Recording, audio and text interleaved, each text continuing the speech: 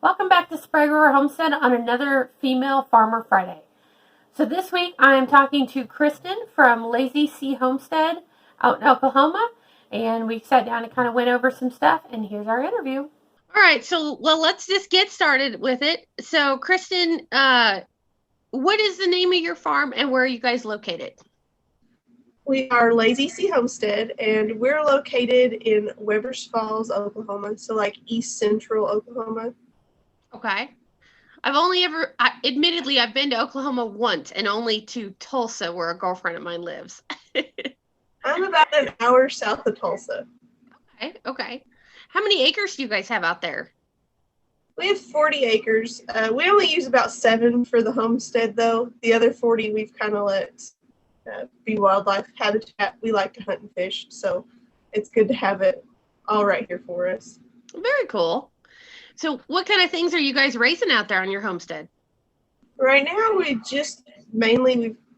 got goats and a garden. We're getting into cows. We started out as horse people, so we have too many horses, admittedly. But mostly it's goats and a garden, though. What kind of goats do you guys raise?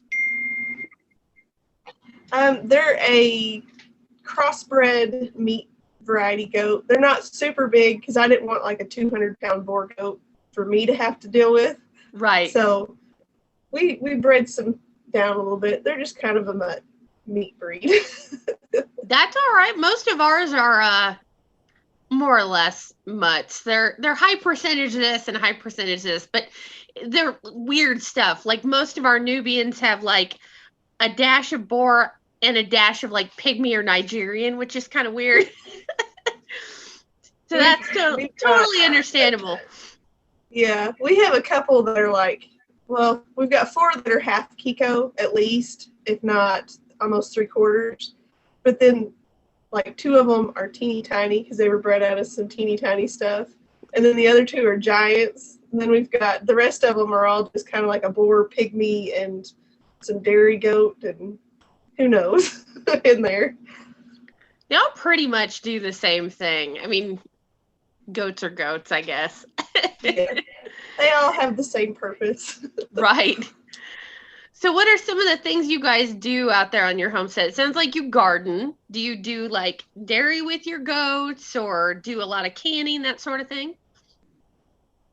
I do a lot of canning, but I hope to have dairy goats. We bought one that was supposed to be, and she's not nice. So I gave up on that dream pretty quickly. And I recently acquired I guess she's 6 months old now. She's half Jersey and half Holstein heifer. And I figured if we're going to start getting into cows, I might need something that's a little bigger to maybe feed a calf if I needed to, or, milk in the household. So I really want to get into dairy. I'm just not there yet. I'm not big on cows myself. And part of that is one of my best friends growing up had a dairy farm.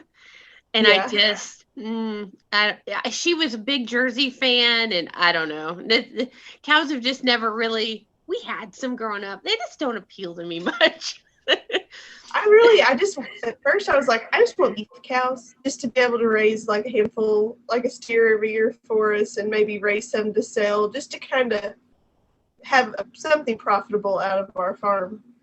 And one thing or another, I got this dairy heifer, and I'm like, well, this will be okay, if she doesn't, just maul me or something.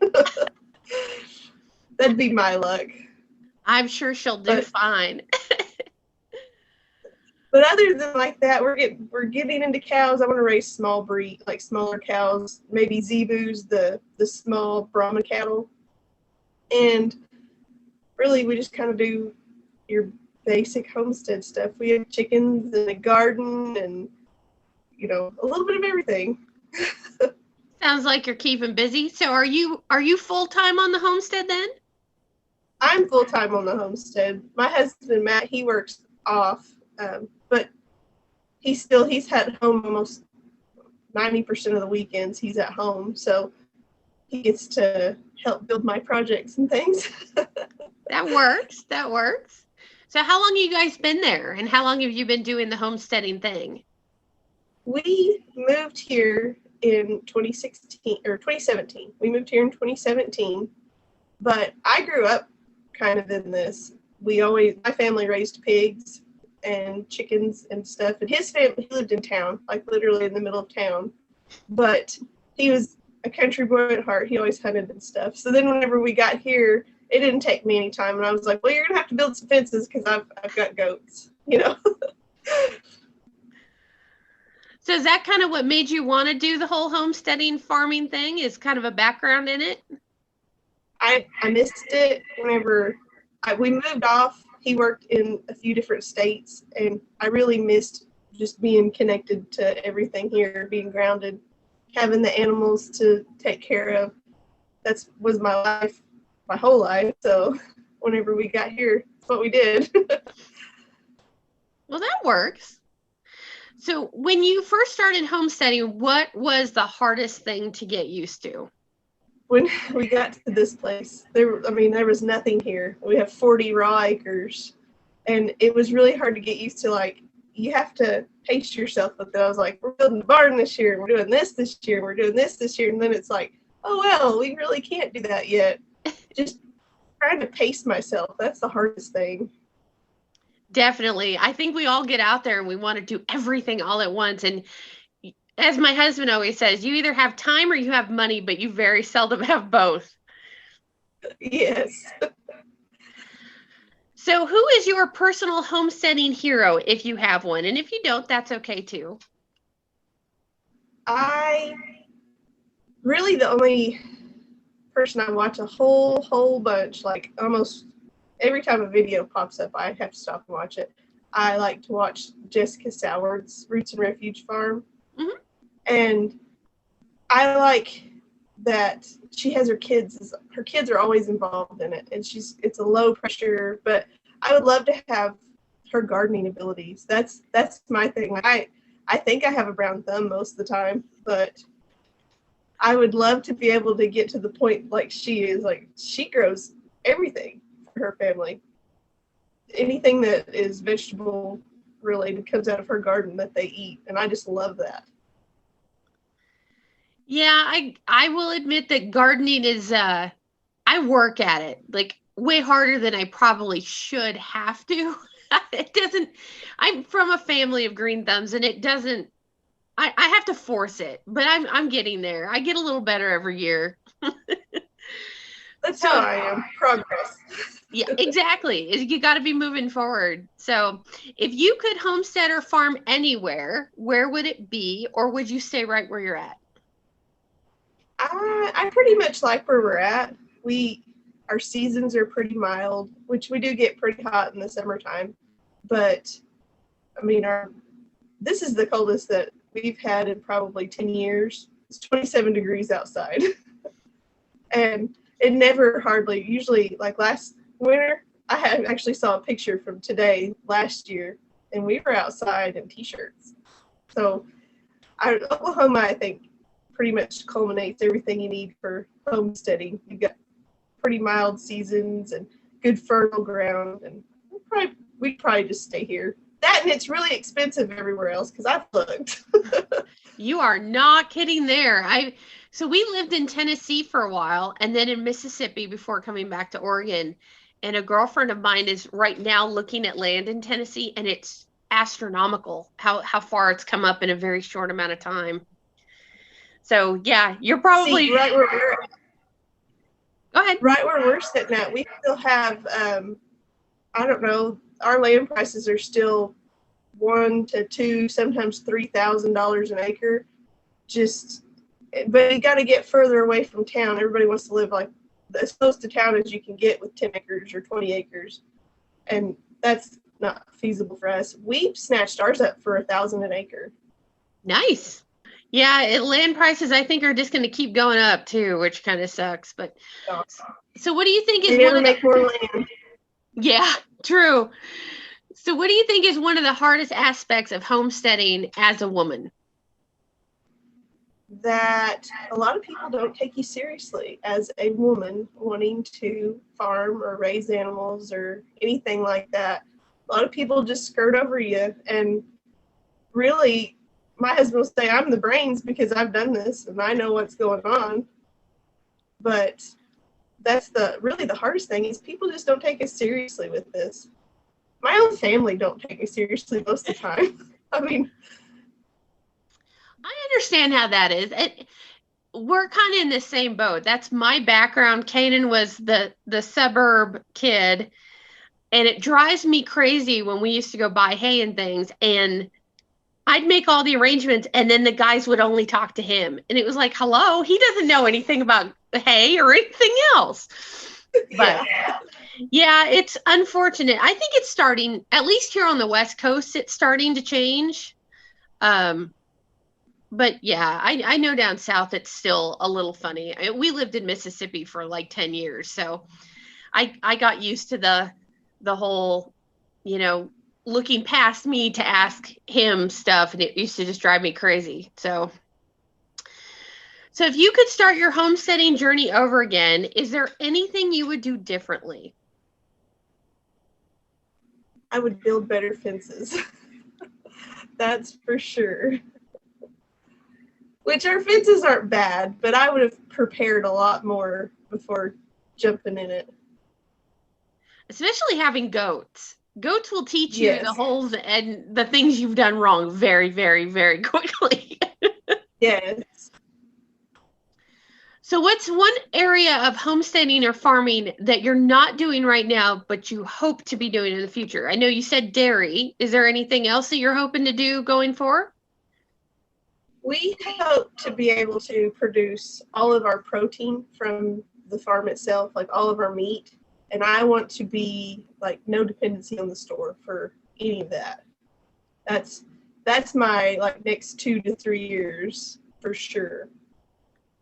That's a really, really pretty good goal. That's pretty close to what we do. This year we got gifted half a hog from my parents. So the only thing we were buying up until this point, really, unless we just had a hankering for ribs or something, was bacon, because bacon is life. Yes. And we don't raise pigs here, but everything else we've pretty much handled. So it's amazing how much of a difference, with as expensive as meat has gotten, it's amazing how much of a difference that makes. Far more even than having a good garden.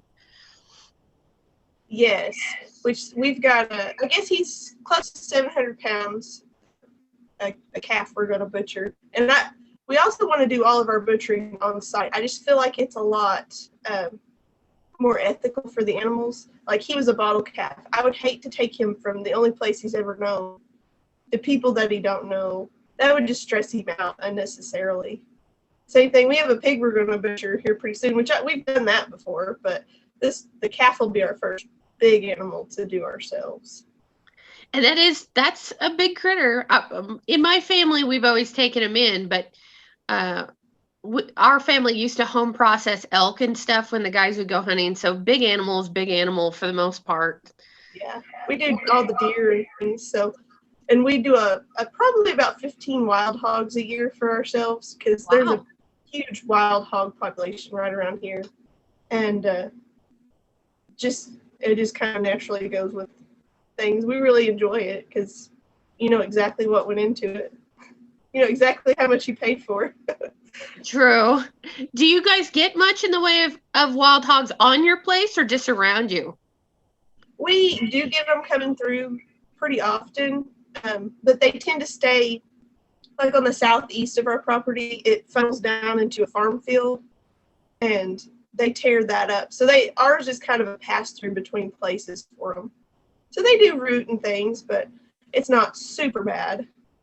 Well, that's good, because when we lived in Mississippi, I'd seen some places where they were actually like hanging out, and they will tear stuff up so bad. Yes. Especially since you have little kids, they're dangerous too, which kind of sucks. They are. We have dogs that, like, I have border collies, and they do an amazing job at keeping a lot of the critters off of everything.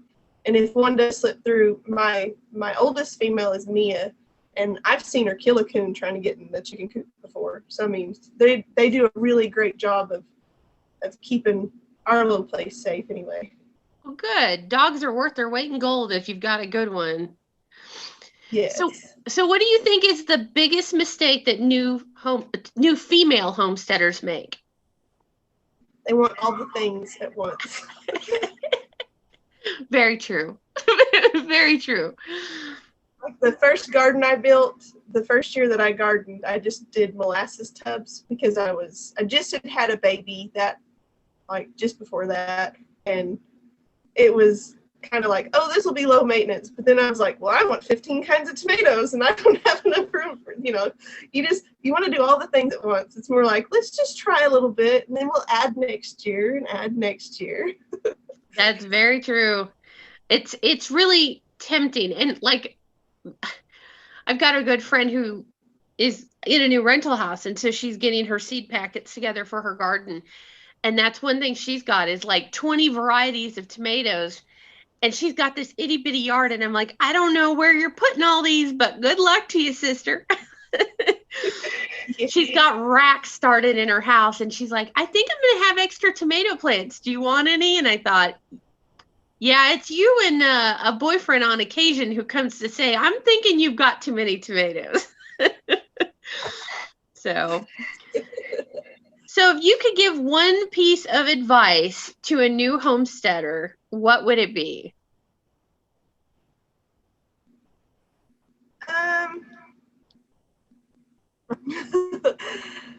Take notes. When you learn something new, don't just think you're going to remember it. Take notes. Like, I'll show you this.